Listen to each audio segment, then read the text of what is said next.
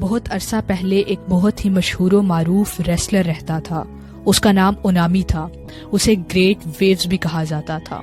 اس نے جس ماسٹر سے ٹریننگ لی تھی ایک دن اس نے اسے بھی ہرا دیا تھا. لیکن جب وہ دنیا سے لڑنے نکلا تو چھوٹے چھوٹے ریسلر سے بھی ہار جایا کرتا تھا. وہ بہت پریشان ہوا اور اپنے استاد کے پاس واپس آ گیا.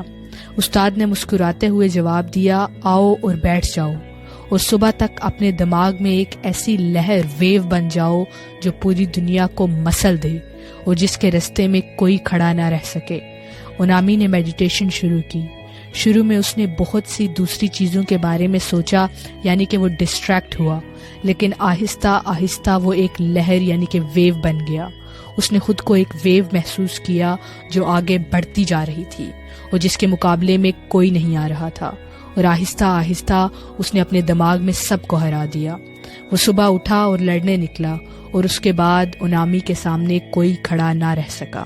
ہمیں پریکٹیکلی جیتنے کے لیے پہلے اپنے دماغ میں جیتنا ہوگا, اور اپنے دماغ میں جیتنے کے لیے دماغی سکون بہت ضروری ہے, اور دماغی سکون صرف اور صرف میڈیٹیشن سے آ سکتا ہے. You cannot win in life if you are losing in your mind. Change your thought and it will change your life.